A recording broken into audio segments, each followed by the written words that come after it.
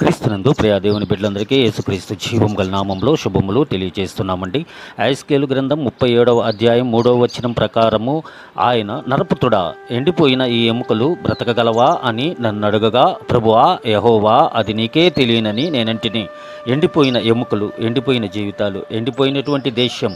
చూడండి, పరిశుద్ధ గ్రంథంలో 2 సమూయేలు గ్రంథము 24వ అధ్యాయము 24వ వచనం సెలవిస్తూ ఉంది.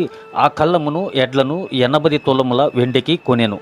మొదటి దినవృత్తాంతాలు 21వ అధ్యాయం 24వ వచనం, 600 తులముల బంగారము పెట్టి ఓర్నాను కళ్ళమును దావీదు కొన్నాడు.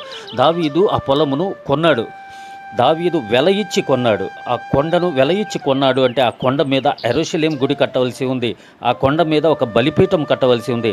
ఆ ఓర్నాను అనగా యెబూషీయుడైనటువంటి ఓర్నానుని ఆయన స్థలము నాకు కావాలి అని అడిగినప్పుడు, అయ్యా రాజా, నన్ను ఏలినవాడా, ఈ స్థలము దేవాలయం కనుక నీవు ఊరికే తీసుకోమంటే నాకు ఊరికే అవసరం లేదు ఓర్నాను. ఇది దేవుని యొక్క పని, దేవుని యొక్క శక్తి ఇక్కడ రావాలి అనేటువంటి ఉద్దేశంతో దేవుని యొక్క మందిరం ఇక్కడ కట్టవలసిందని దేవుడి ఆజ్ఞ అయినది కనుక ఇది స్థలమును నేను ఒక బలిపీఠం కట్టవలని అనుకున్నప్పుడు ఆ స్థలము అతనికి ఆ ధనమునకు ఆ వేళకు ఇచ్చెను. అది ఇచ్చినప్పుడు ఆయన దాని మీద బలిపీఠం కట్టి దేవునికి బలి అర్పించి ఉన్నాడు.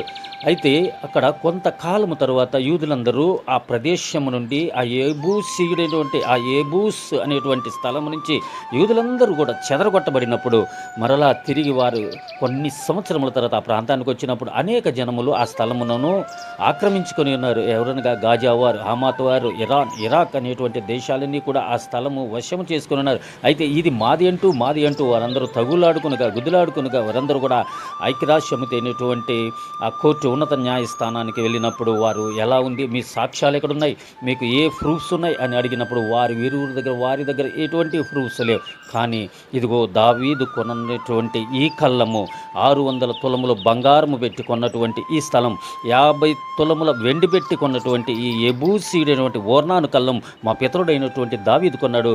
ఇదిగో చూడండి, ఇది పరిశుద్ధ గ్రంథం యొక్క ప్రూఫ్, ఇది కాంక్రీట్ ప్రూఫ్, ఇది సాక్షార్థమైనటువంటి ఇదిగోండి ఈ లేఖనములు మాకు సెలవిస్తూ ఉన్నాయి. ఇదిగో ఈ పరిశుద్ధ గ్రంథంలో దేవుడు మాకు రాయించి ఇచ్చినాడు. మా పితరుడైనటువంటి దావీదు ఈ స్థలమును కొన్నాడు, ఇదిగో చూడండి అని కోర్టు ముందు చూపించినప్పుడు అది నిజమని కోర్టు కూడా నమ్మి 1948 మే 14వ తారీఖు ఇశ్రాయేలు దేశానికి ప్రత్యేక దేశముగా ఇచ్చింది. ఎండిపోయిన ఎముకలకు జీవం పోయగల దేవుడు.